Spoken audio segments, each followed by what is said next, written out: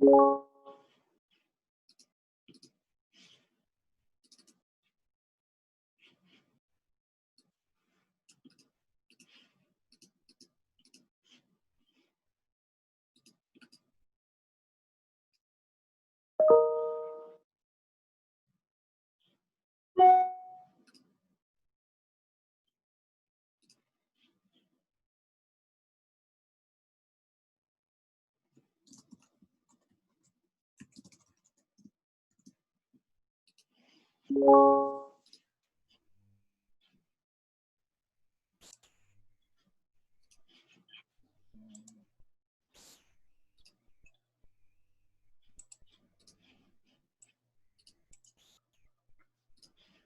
morning. Margie, are they working on your docs? Good. Good to know.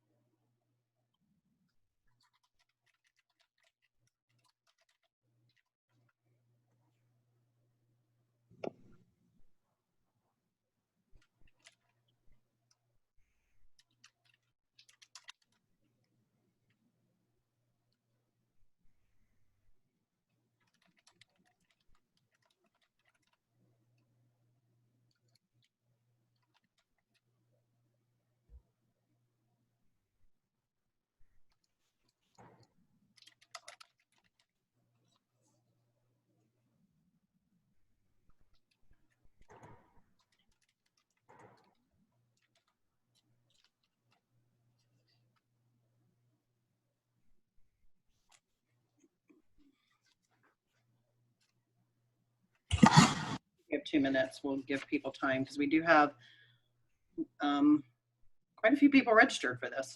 So let them join.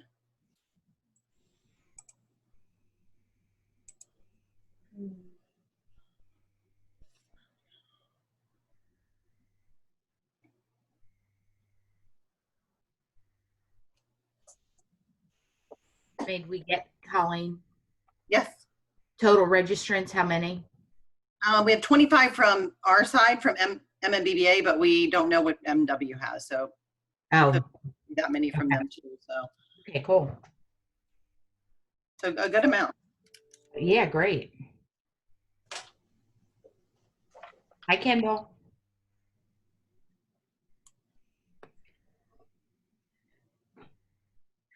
She's muted. She might be purposely, but no. Okay. I said, look how big my hair is. I tried to dry it, and it just went, whoa.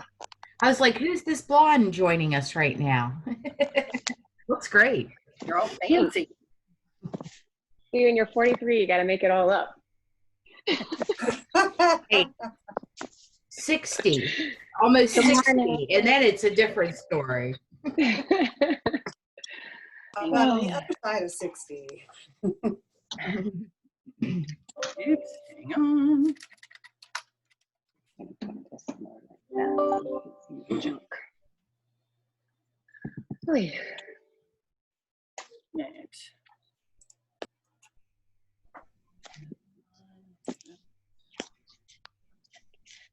We literally just finished our executive call like 2 minutes ago. So I'm like hopping around trying to put everything up on my computer. Good morning.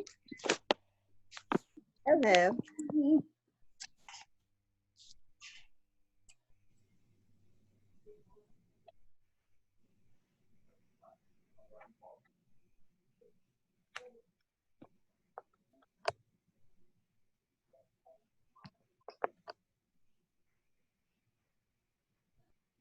Right, let's just give it like 1 more minute and then we'll start because people can join in if, you know, I don't know. Can you tell how many people are on, Amanda?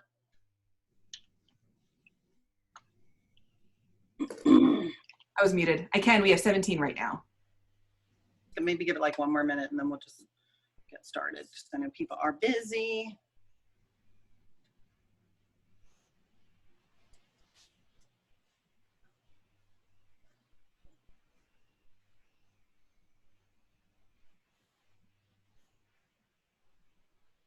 Hi, everybody. It's Liz. Hello. Can you all hear me? Yep. I am having terrible technical problems. I can't get my video. My webcam isn't working, so I disengaged that, and now I can't get my laptop. Try it from your phone, Liz. Try from my phone? Yeah, I mean, honestly, it works just as good on your phone. Should I log out of this and then log back Yes. in? I would, because you're going to get Yeah, feedback. I'm on my phone too. It's easier on my phone. Okay, well, I'm going to log out and I'll come back on then. Thank you. Okay, perfect. I see my girl on here. Hi, Catherine.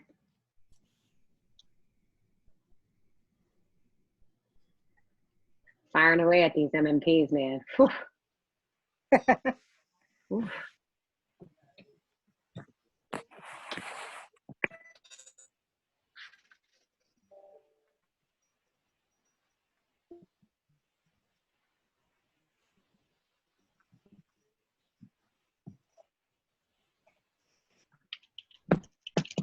All right, I think we'll get started. Just for benefit of everybody being so busy. Guess where I am now. Okay, we're getting feedback. Do we know who that is? I think it's Crystal. Sounds a little bit. All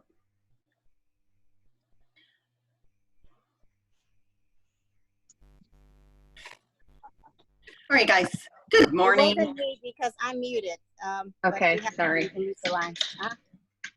She's like, don't call me out. It's not me. Sorry, Crystal. My bad. Oh my goodness. All right, good morning, everybody. Happy Friday. I was going to tell you whatever Friday, how many Fridays this was since this pandemic started, but I didn't get the time, but I just know it's a lot. So I wish everybody a happy Friday and hope you have a great weekend, even though I know that there's limited things that we get to do, but I hope you get outside and spend time with your family and friends. And all of us need a break these days with the enormous amount of pressure and hours that we're putting in. So I hope you get some rest in the next couple of days. I do want to note that this meeting is going to be recorded for the purpose of the MMBDA so that we can utilize this for our other members that maybe didn't have the opportunity to jump on today. So I'm just making everybody aware of that. If you have any conversation that you'd like to or questions that you want to ask during this, please feel free to use the conversation or chat button. We'll take note of that, and at the end, or if we can sometime during this, we will try to address those questions. If there are a lot of them, we'll certainly send those to the people that are speaking today, and maybe they can get back to you, in the near future. This is our PMW Summer Series. This is our very first. We're super excited to have two very professional, high-volume ladies speaking today. To you, we have Kendall Quinn. Is it Quinones? Is that correct? How do you say it? Quinones. Quinones? Yes, Quinones. Okay. Kendall is a leading mortgage loan officer serving the Severna Park, Annapolis, and Pasadena, Maryland area. She's worked in the industry since 2001, and she's been instrumental in funding over $643 million in residential mortgages. I'm sure that number's probably changed recently.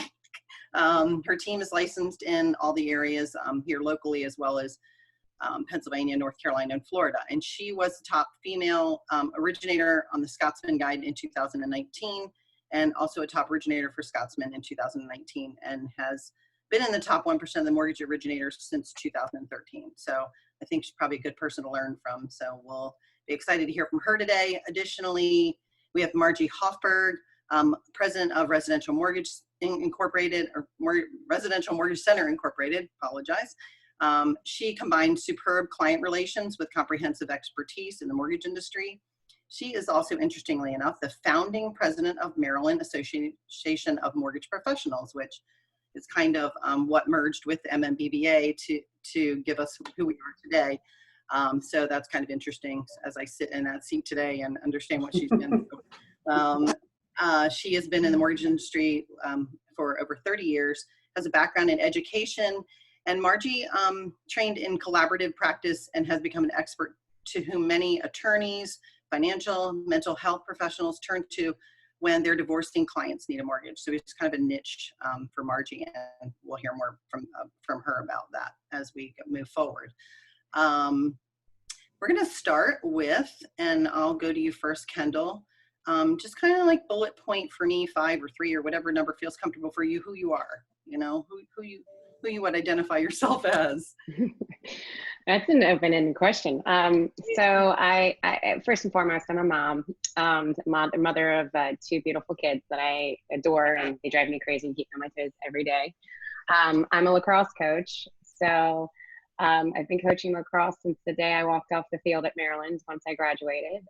And I'm a leader with the mortgage industry with my team. And I like to bring the coaching aspect of the parallel coaching aspect into with my team. So it's really working out well for us. And I always look at the team as a whole as a team versus, you know, just people that just work for me. So I just wanted to always, you know, have locker room talk, say this is why we're down by 1. We need to go back out there. We need to shoot and score. So we use those analogies a lot. They sometimes have to say, Kendall, can you back it up? I'm not sure what you mean, but to give you those 3, I'm a mom, I'm a coach, and I'm a leader. So that's something I'm extremely proud of. How about you, Margie? It's actually very similar, not the coach part though, but I'm not only a mom, but I'm a grandma now. So first, but before I even start, I just wanted to say, first of all, thank you so much for inviting me to do this.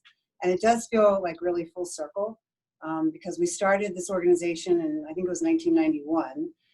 And then to see so many women now that are not only active in the organization, but leaders and on the board, it's just very, very exciting. So to be able to speak to this group is pretty cool.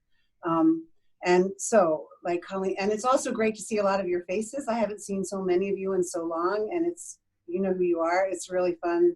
These are people that I've gone on this very long journey of being in the mortgage industry with, and it feels really good to see all your faces. So I'm really happy to be here. But so I'm now a grandma, for those of you that know me. So I have an 11-month-old grandson, which is really sort of, that's what fills my tank these days, because there's a lot that's yucky right now with COVID and with how hard we have to work.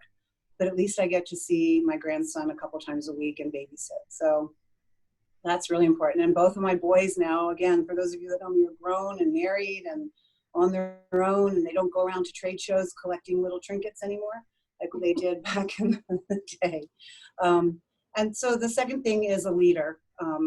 So as I just said, I was the founding president of the Maryland Association of Mortgage. We were then the mortgage brokers. But also since then, as Colleen said, I've gotten very involved in organizations that have to do with divorce. And so it's a specific area of law called collaborative law, which I've taken the training, and then I got involved in all of their organizations. And we'll talk a little bit more about that. But I used a lot of the leadership skills that I learned through being involved in the mortgage industry and the organizations that surround the mortgage industry, and translated that to being involved in organizations that can refer me business. So that's been a lot of fun. Awesome. Sounds good. I was going to jump right in, and I actually started on it, but I'll start with Kendall on it. So, because you were kind of already broaching into that area, what is your specialty? I mean, what makes you different from anybody else, and how your approach is to getting business? Kendall. I think it's my personality, if anybody would ask you that. I'm not a big salesperson. I can't stand salesy, you know, here's my rate sheet. I remember walking in and having those flyers back in the day. I'm dating myself now, but when we had to go in and, you know, kind of drum up the business, I stopped going after so much technical, and I started going after the emotional aspect of people.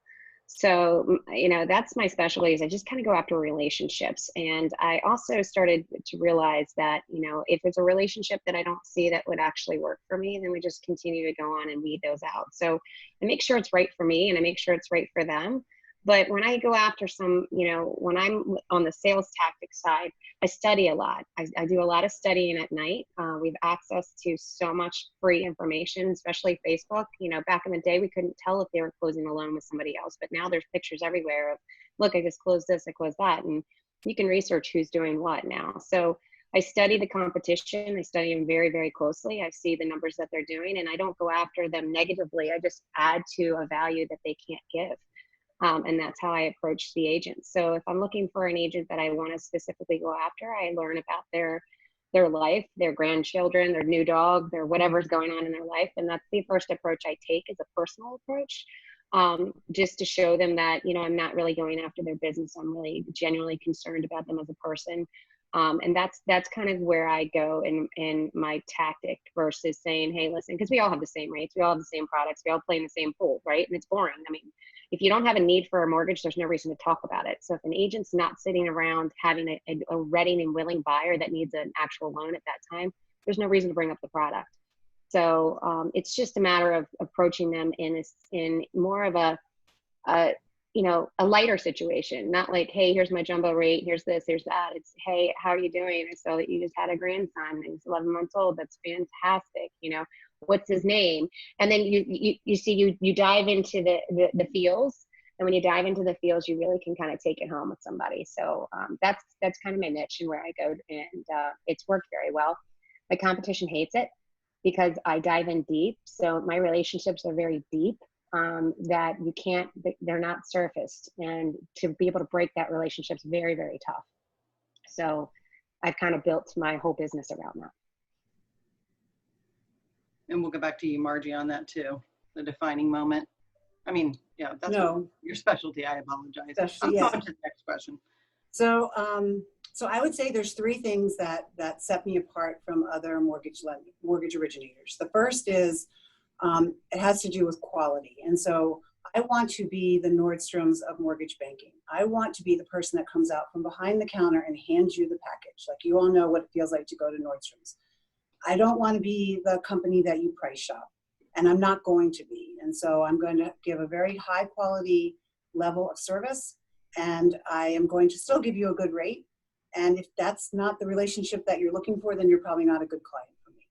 And so I really focus on that. So that's the first thing. And it permeates everything that we do, which we can talk more about later, but it's a really important quality. And the second thing is, I've decided that I do not want to work with realtors. And so I hope there's none on this call. But what I wanted to do was to be different, and not because I don't like realtors, but because I want to be different and I want to try to get business in a different way. And so what I've decided to do is specialize in two areas. The first area is people going through separation and divorce, and the second area is first-time home buyers. And I picked both those areas because it's something that I'm interested in, that I really feel like I can help people, and that I have connections to. So for the first-time home buyers, guess what? My kids are in that range, that age range right now, of the first-time home buyer. And so I got involved in some of the things that they do, because then that's fun for me. So my son plays in the DC Gay Flag Football League, which is huge. It's 300 people. And I became a sponsor 6 years ago of the league.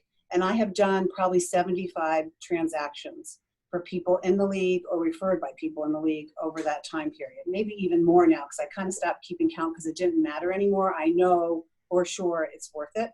But to do something like that, you have to, it's not just becoming a sponsor, it's going to all the games. So it's like the best for me, because legitimately I get to be at every single one of my son's flag football games. They're really nice people. I get to know them, and it's very social for me now, and I get a lot of business out of it. And then what I do every season is I do a first-time home buyer seminar for them. And so, and that's become a thing now. Like, they're all expecting it. They know that it's going to happen. And I get usually about 25 people coming to that seminar. So it's a combination of something that you're interested in, something that you have a connection to, that you really want to put your time and energy in. And then the third thing that I decided to specialize in was people going through separation and divorce. So like I said, I was already doing some of that work. But then one of my friends, who's a family law attorney, said, you know, there's this new thing called collaborative law. I really think you should take this training, see what you think. I think that it would be something that would be good for you for business. So I did take the training, and again, got involved in their organizations, became president, you know, of several different there's all kinds of groups that they have. And now I'm the membership chairperson, you know, for two of them. So I'm connecting to new people all the time. But now, not right now because of the refis and having a lot of, you know, former clients come back, but in a normal year, and Colleen can attest to this, about 50 to 60% of my business is people going through separation and divorce. So it worked, but it took a lot of time. So all of these, when you're doing something different than like what Kendall was talking about, or even actually what Kendall was talking about, you have to be willing to put the time in to build those relationships. And for something that's not specific to real estate, like working with realtors, something more like this, it took about 5 years. And I mean a lot of time and energy and being on their boards and being in their organizations to have like a tipping point where they really started referring me business. But it worked. Awesome. Thank you so much. And I can attest to that. I do a lot of business with Margie, and it is a lot of it is from people going through divorce. And it's interesting because it actually took me a while doing business with you to figure this out, that you actually in a lot of instances capture 2 deals in one relationship, because you're getting the departing property, the departing person's new purchase in some instances, and then you're refinancing the the divorced person off of the loan for the person that's staying in the home. So that's kind of cool because you're creating more than one loan with one relationship. So just an interesting tidbit. The next question, what do you think is the thing that propelled you from the beginning of your business, your earlier career, to the level of business that you rose to today? I mean, what do you think? Was there a defining moment, or is it just hard work and you finally reached there? Or how did that come about, Kendall? Well, I've been studying Dan Sullivan a lot, and there's ceilings of complexity that you hit, and I didn't know I was hitting them. I just was getting super frustrated, and I couldn't figure out why. And I just, you can either, that's where people stop and they get stressed and challenged, or they break through the glass, right? So there were a couple times, like when I was hitting milestones, because when you're in that $20 million to $30 million, production wave, that's kind of a weird and crazy, because you're just starting to feel that the volume increase. But when you go through that level, you gotta go, like, now do I add an LOA? Now do I do, what is catapulting me to the next level? So I was struggling with that for quite some time. And I actually had to share an assistant up until I was at a $50 million production, and sharing an assistant with 2 other $50 million producers. And it was very frustrating for me because I just didn't have the accessibility to have my own and what I wanted to build, nor did I have the confidence, because I kept being told that's the way it is. It's just the way it is. And I was questioning, and I'm always the type that, you ask for forgiveness before permission. So I wanted to kind of go around and see and explore, because I knew I had more capability. I knew there was just more out there, and I was just, searching for that. So I just kind of took the level of, okay, I'm going to jump, and I'm not sure if this is going to work, but I'm going to do it. And I got really, really, really, really stressed out for a good month about it when I did it. But I did make a huge move. I was at a place for 15 and a half years of my career. It's the only place I started. I came straight out of college there. And I jumped, and I went over to another company at November of 16, and I opened up my own branch. And now I am a P&L owner of my own branch. And it was scary. It was, there's a lot of haters out there that try to push you down. They say the higher you climb, the more people at the bottom of the ladder shaking it. And that's true, but you got to bring people up the ladder that are holding your support with you.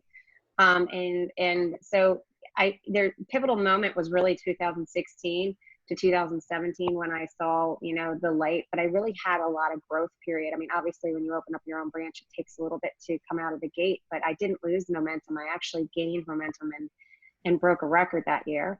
And I've continued to do that. But as I build my team, I build it on personalities. So we do a personality test, and I have to make sure that the personalities, I don't want them all the same, because then we wouldn't be able to work well with each other. But we've got to be able to complement. You want to hire your when you have your genius, you want to hire your weakness. So, what else, when somebody's genius could be mine. I mean, I'm horrible with technology. It took me 1,000 tries to even get on this call, but I'm horrible at it. So I needed to hire somebody that will accent that for me. And I was very strategic on the way that I set my team up. And, I had some bad hires, and, you work through that pain of that. But ultimately, to work through those goals, I had to push through some fear, a lot of self-doubt, and just kind of climb in the direction that, what, if I fail, I'm going to fail moving forward, and I'm going to figure that out as I go along. And I've been very fortunate to have ceilings, and I'm hitting another one right now. I'm you know, I had a record month last month, and I know that we're kind of artificially in this weird high volume zone. It's not going to be here forever, but I actually have an opportunity to hit an all-time personal goal that I've had in my back of my head for a very long time, and it's within grasp now. And it's like, okay, I'm putting the pedal down, and I've gotten going back to the team aspect of it, I've gotten my team ready for that. Like if I tell them, hey, listen, we have the capability of going to the national championship this year, would you like to go? And we make that a goal, and make that a focus, and we continue to put that out there every single day so that we all have the same common goal. And then in the end, success will come with that if you dive into it that way versus saying, you know, oh my God, how am I going to get there? How am I going to get there? But yeah, I mean, we all have it, but I think the pivotal moment in my career was definitely making that change, and having the confidence and having the support of my relationships that I've made behind me. And I literally, the day that I decided this is what I was going to do, I took my business partners out, every one of them, on a one-on-one lunch. I think I had 3 lunches one day. I had a salad at one lunch, a half a sandwich at the other, and like a cup of coffee and a cookie for the next one. And I was like, this is what I'm going to do. This is where I'm going to go, you know, and the ultimate feedback was, I don't care who you work for. I care about you. You know, you're the person, you're the drive behind the wheel here. And that's where, and I needed that because I had a lot of self-doubt and, you know, doubt of others. And I just was like, okay, cross-check. And out of the 78 people I do business with, I lost one. And, you know, and that was a blessing that I lost that person, because it was just a cancer in my world anyway. So, you know, again, you know, the people that are on the call, when you're listening and you're hitting those ceilings of complexity, it's really easy just to turn around. It's really easy. You know what I mean? And you got to go through the pain. You got to go through the sweat. You got to go through the tears, and and you also have to tell your family, like, listen, hang on, because this is going to suck. This is going to suck as we go through this. But, you know, and that's where we are right now as a family. You know, they know that I'm hustling. I mean, I worked until 11:30 last night, because I've got that goal that is within reach now, and when it's on my mind, I'm going to go get it. So that's kind of where the mentality is for me. That's I hope awesome. I answered the question the right way. Nope, totally. There's no perfect answer anyway. We can deviate. These are just ideas. Feel free to improv. Margie, did you want to answer that as well? Propelling your business? Sure. I actually was very interested in Kendall's response, because I think that confidence thing, like having the confidence in yourself, is so important. And it is something that as women, a lot of times, like listening to Kendall talk, all of you on this call are saying, how could you not be confident? Like, you're clearly a superstar. You're clearly somebody that's going to go places. And how can you be saying that you didn't have the confidence to do this? Because and especially women in my age, we definitely didn't grow up thinking that we could be the top producer or the superstar. You know, I mean, I could tell you stories. You know, Ronnie Young was the president of Teen Club, and I was vice president, and I should have been president, and I actually ran Teen Club, you know, in 8th grade or whatever. So, I mean, but I think it actually permeates anything that you do. Is the turning point is when you have the confidence to do whatever it is that you decide is your goal. And so for me, it was that I'm going to get this business from these family law attorneys. If you've ever tried getting business from attorneys, it's hard. They never learned how to refer.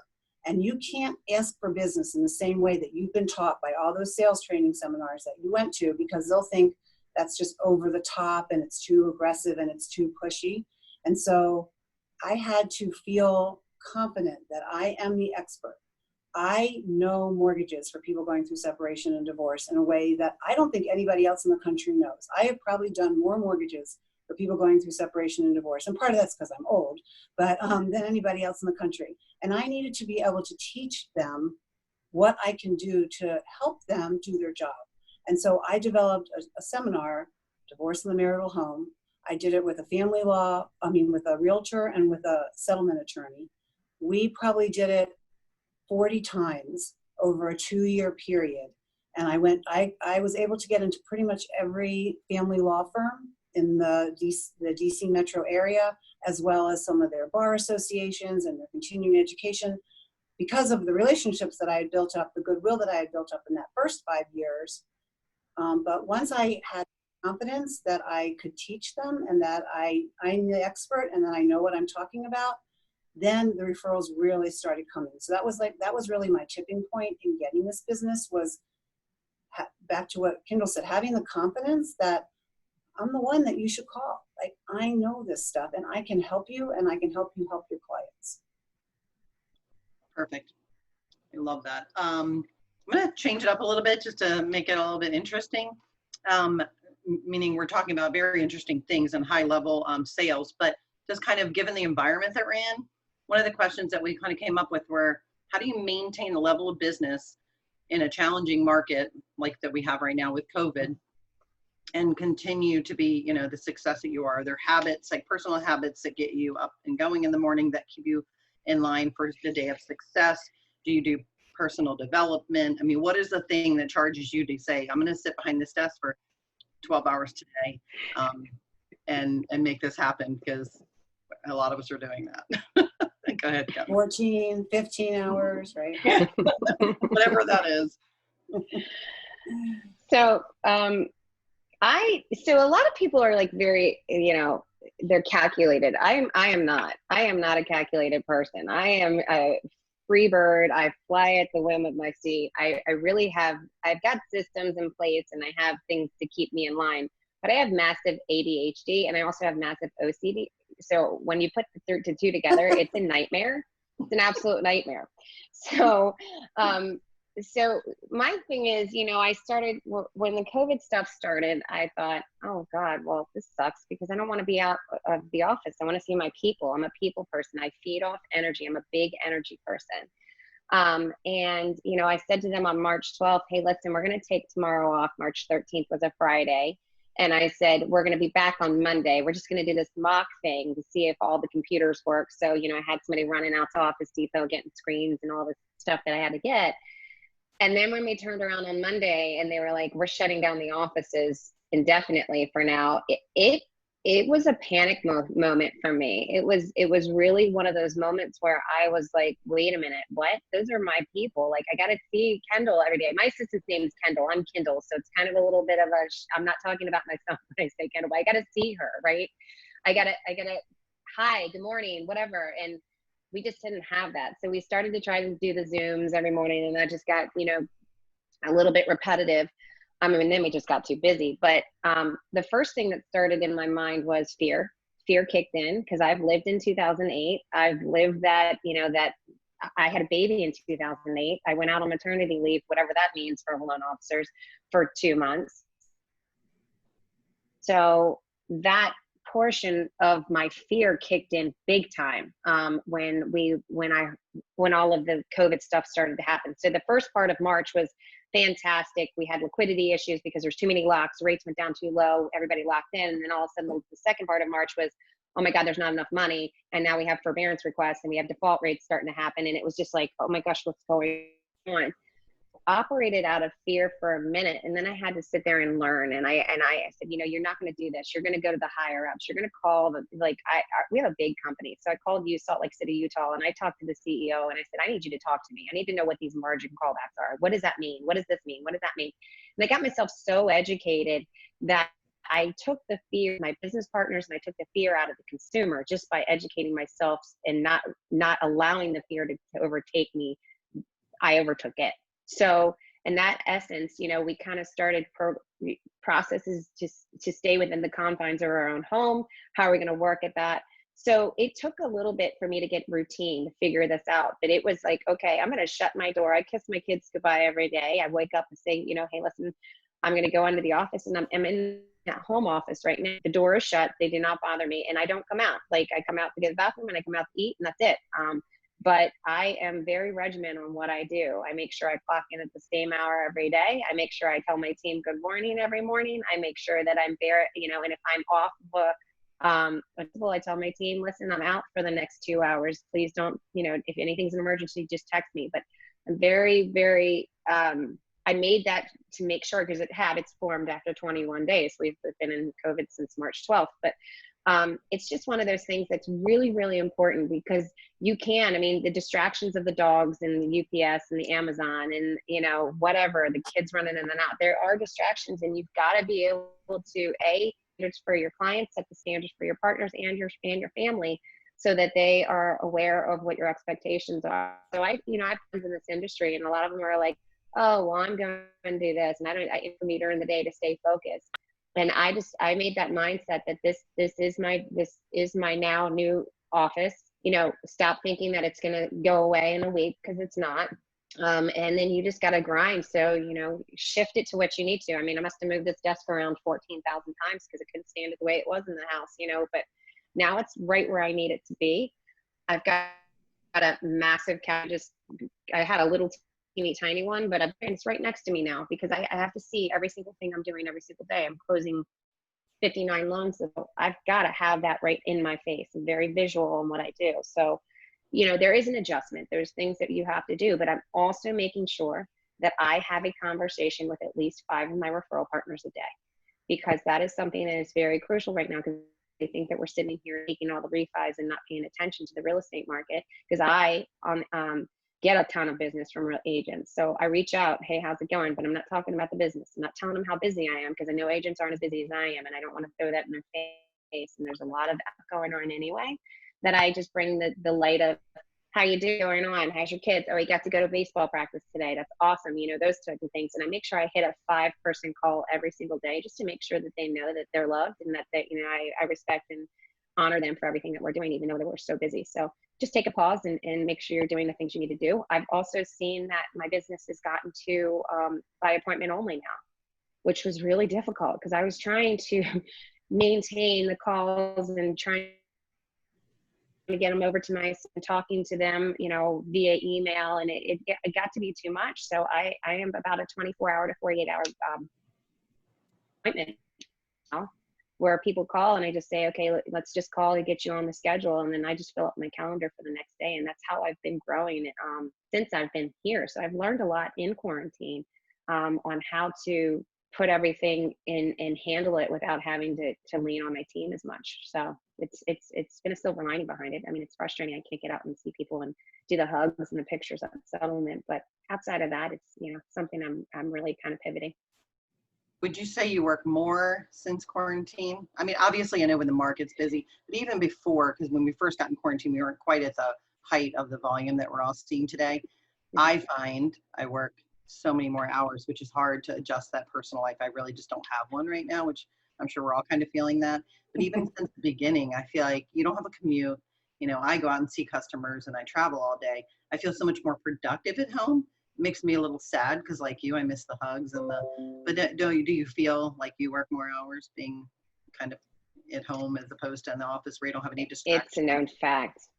Yeah, I mean, I don't have anything else to do. So I'm usually on the field during the spring. I'm going to lacrosse practice from Tuesday and Thursday nights. I'm having lacrosse tournaments every single weekend out in Pennsylvania, Delaware, Florida, where I don't know. We're not going anywhere.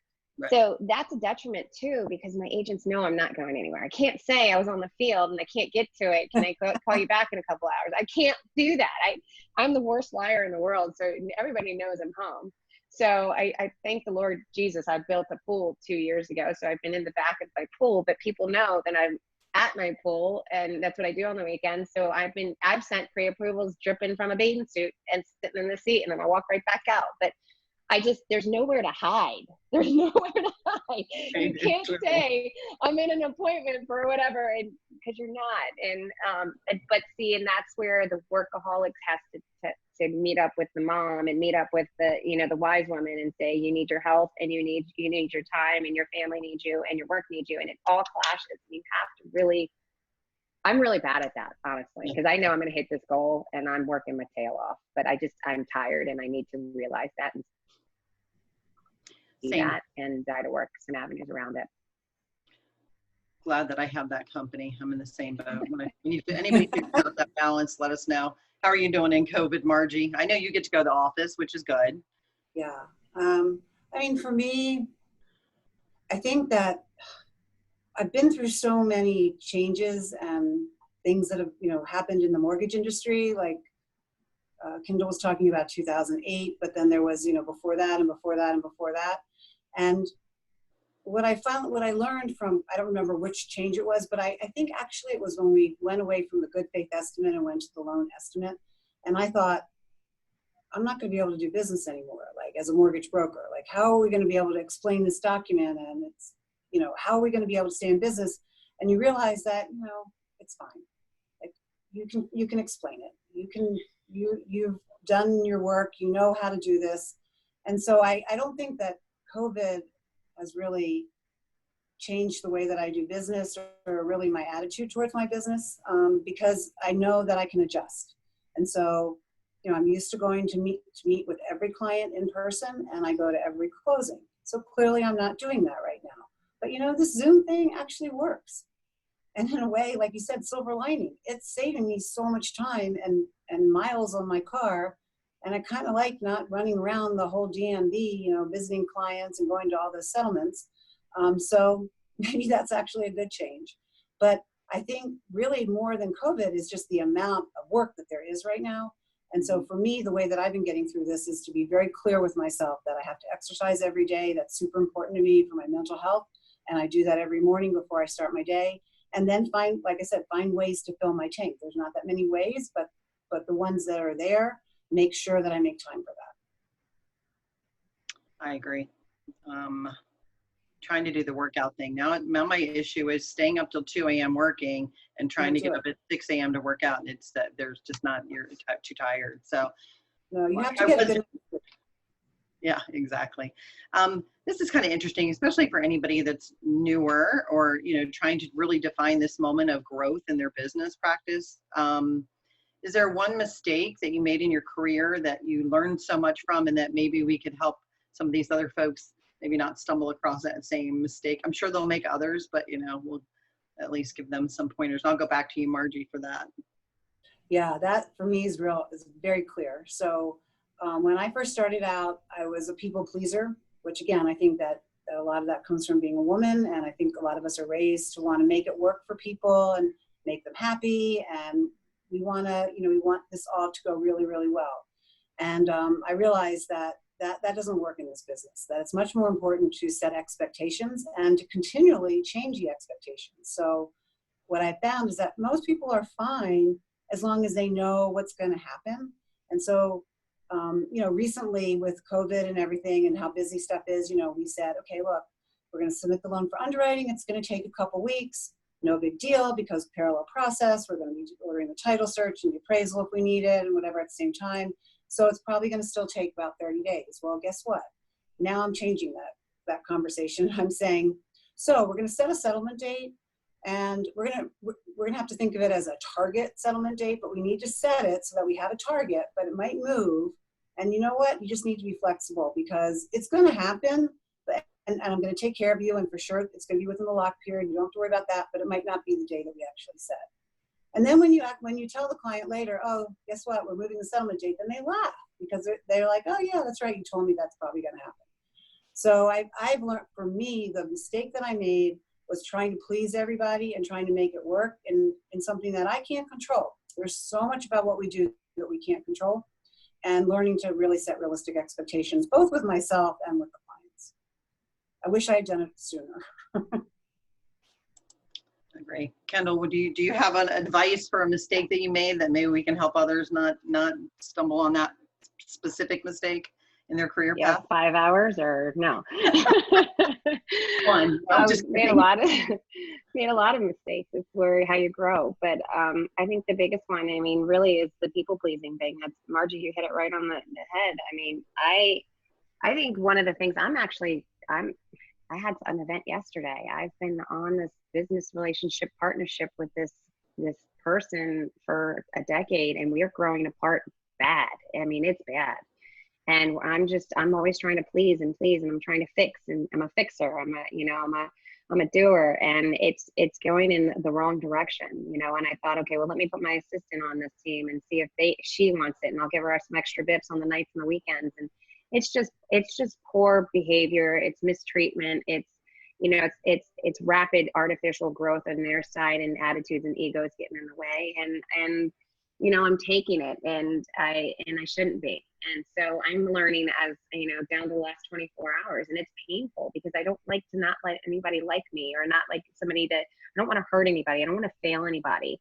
And I think that's the difficult thing that I'm still struggling with, through life. You got to be able to fire somebody, because if they're not, and I don't care how much business they give you, I could care less, if they're not in your arena, and if they're not helping you, if they're not loving you emotionally, financially, mentally, in the way that you need to be, get them out, and go find a relationship. There's so many people that are starving for attention, for our talent, starving for our attention, for our personalities, that we can't give it to, because we're giving it to so many people that take. There's takers and there's givers in this world, and I tend to attract a lot of takers, because my love language is to give. I give everything. Like, if you guys came to my house one night and we drank some wine, I'd give you my purses, I'd give you my shoes, I'd give you everything, because that's just who I am. And my husband's like, wait a minute, I just bought that yesterday, don't give it away.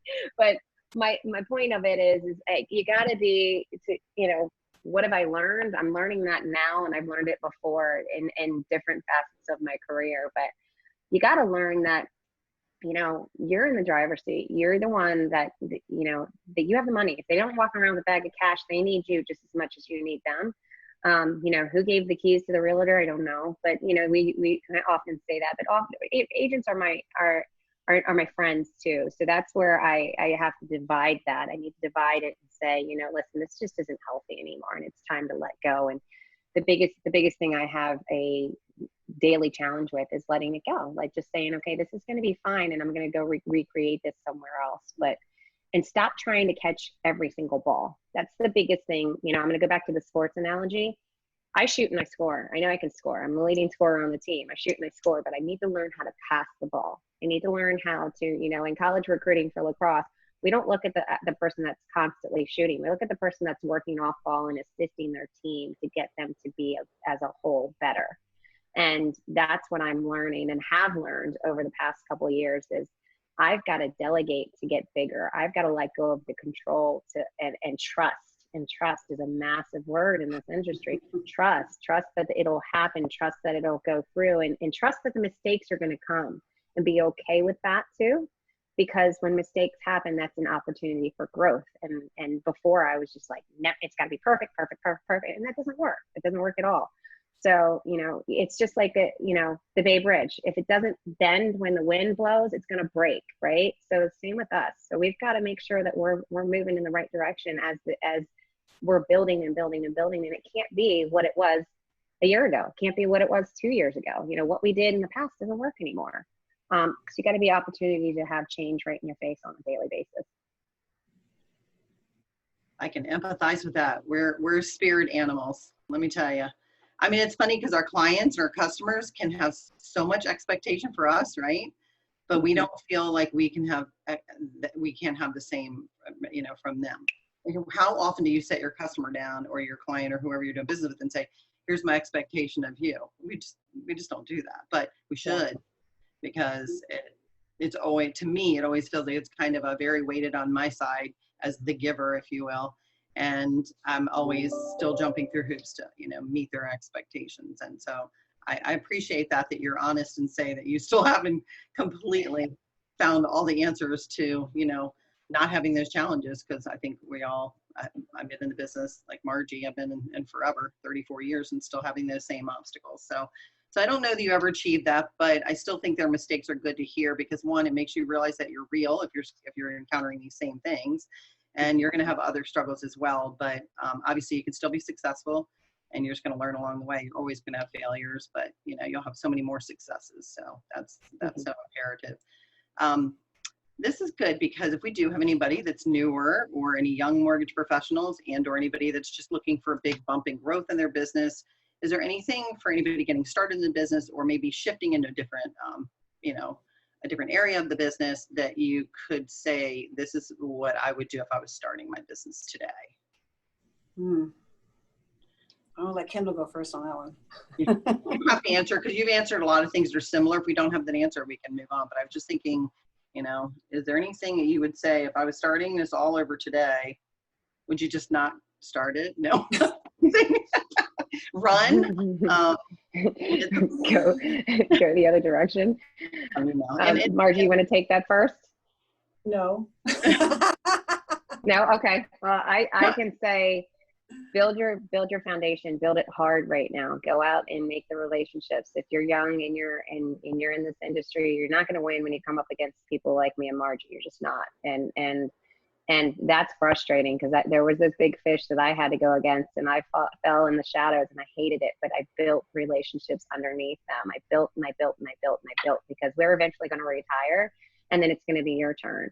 So what you need to do is just continuously pay attention to the agents, pay attention to the drips, whoever they may be. If it's divorce attorneys, if it's CPAs, if it's your SOI, it doesn't matter. You don't really have a big SOI if you're younger, but the biggest thing is that, you know, compound relationships right now are massively important because we are so busy. I haven't been out on the field, nor am I going to go out on the field because I don't want to because of COVID, but there's going to be those opportunities where you could go out to Panera, sit outside and start banging on it at somebody that you see that could have potential. Study people, watch their behavior, watch how inundated they are in this industry. You're watching somebody that's young. Instagram's a big thing for the younger people, the younger generation. Watch what they're posting. Watch how much they're doing. Call them, say, hey, listen, I see that you're starting to do 2 to 3 deals a month. That's fabulous. It's awesome. I don't want to take away from what you're doing. I want to add to what you're doing. Never, ever, ever, ever talk about the competition to your to the sales. Excuse me, I'm getting interrupted with a call. Never talk bad about your competition to the real estate agents. Say, you know, that's a great relationship you have. They're fantastic at what they do. However, this is what I can do. This is what I can add. I just want to be another tool in your toolbox. This is what I want to add value to you. I'm here to add value to your relationship for you so that you can have that access to give it to your clients. You know, everybody calls me because I'm the M&P queen. I mean, everyone calls me. I'm stealing deals from, you know, Bank of America. I'm stealing deals from M&T Bank because they don't want that process to be through a big bank. They want it to be through, you know, somebody that knows that system. So, you know, find your niche and continue to just work that direction. Do I want to be sitting at 12 o'clock at night working on the M&P loan? No, I don't. And that's where I need to start delegating to the younger people that want to do stuff like that. But my advice to you is just to continue to build, because while we're busy is the opportune time for you to go make relationships when others are not. And how about the fact that she shares that? I mean, I think that's incredible. That's a testimony of success, in my opinion. I never speak of my competition. I think it just bodes poorly against you. It shows a weakness. And I think telling other people your secrets and sharing your successes only builds up other people. And there's plenty of business out there. And we all will have moments. I mean, we learn. Let's also not be mistaken that we learn from the young folks too. I mean, I sat in a meeting yesterday with MMBBA for our convention that's coming up, and they're young folks that are speaking of how the convention has to be like on Instagram story and people can hashtag it and stuff. And you've got all like the older people going, I have no idea what you're talking about, your stories or what, but this is important because this is the next level and next stage of our future of the industry. So sharing ideas, I think, is imperative. I appreciate both of you sharing your success stories today. We are out of time, aren't we, Amanda? She's like keeping time for me. I think we're out of time. Do we have any questions, like 1 or 2 that we could hit real quick, or do you have any, Amanda, that have come out? Or I haven't gotten any questions in the chat, and we've actually got, you want to go for about 5 more minutes if there's one final question, if nobody in the group wants to ask a question.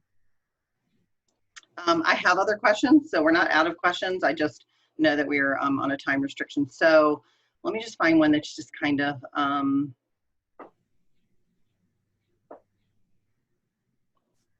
let's go with, we've kind of already done most of these, but what is the effective method of converting rate shoppers? That's a good one, actually. How are we going to, yeah. No. Go ahead, Margie. No, but I'm kidding around saying don't bother, but I think I have a feeling that y'all probably do similar things, in that you have to take the conversation away from the rate. If the conversation is about the rate, then, you know, it's not going to be one that, I wouldn't say that you're going to win, but it's not going to be productive, because we're like we were talking about, all of us have pretty much the same rates. So you have to change the conversation to something else, and find out about the person and find out what their needs are, and start going, you know, bringing the conversation into that direction so that you're not talking about rate. I agree. I agree. Another thing I have, and we'll just give one to each of you. So we talked a little about what motivates you, but let's just go back to that just really quick because we didn't give you really enough time to talk about that. You know, obviously we don't have a lot of free time right now, but we need those motivating tools. And when you sit behind your desk and you work, I mean, for me, it's going to sound greedy, but like I look at my production daily, multiple times a day. It kind of just keeps me going as far as a career. And boost, because when those frustrating moments in the day, I have to look and go, oh, that's okay, I'm making good money, you know, like it just energizes me, and that's just being truthful.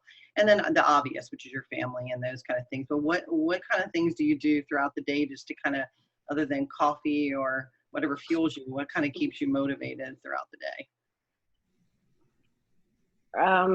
So I too look at the production board. Probably I do it when I log on in the middle of the day and when I log out, because we post. Can you still hear me? I think my AirPods. Okay. We post as we fund, so it's very live. So I can see all throughout the country where I sit. I can see where I sit in Mid-Atlantic, and I can see where I sit in the country. And that's, I mean, I was Division I lacrosse player. It's what I do. I just look at the scoreboard all the time. And now I see that the score is going up, and I just want to keep shooting. So that's what motivates me. I really don't need another motivator. I'm just a super competitive person, and that's what drives me. And I just, to my demise sometimes, you know, I should probably stop working on, you know, certain things for so long at night. But, you know, that's really, it's just, yeah, your family, which you need, the life you can give them, all that stuff. That's the most important. But the biggest thing is to motivate me is just to have that opportunity to take on that goal that's obtainable right now. And I think women in general are that are highly successful in this business, and probably most businesses, are very competitive. But I wonder if, like, if we took the leaderboard from the Scott's guide over the whole past 3 years, 5 years, whatever it is, and we spoke to all those individuals in the top 10, 15, 50, whatever it is in the country, are they all competitive? Because I feel like that's I feel like it's kind of an element that you have to be to do this kind of work. You know, if you're not competitive, if you don't have anything to fight towards, I feel like you just get defeated easy. So, and I have seen people get in this business and they just don't have that drive. They don't have the wherewithal to take the negativity or the failures or the, you know, the no's, because we get a lot of no's and frustrations, and revamping your business, which many of us have had to do many times throughout our career. So you do have to be, I feel like that element is almost necessary, and maybe there's an argument to that. What do you think, Margie? Oh, of course. I mean, no, there's no way you're going to stay in this business if you're not competitive. And frankly, what you're all saying is you're competitive with yourself. Like, sure. That's who you're the most competitive with. And so I don't see how you would stay in if you weren't. But I also think for me, the other piece of it is the relationships that you build. And I really like my clients. Like, I have such a great time, especially right now where, you know, so many of them are calling to refinance.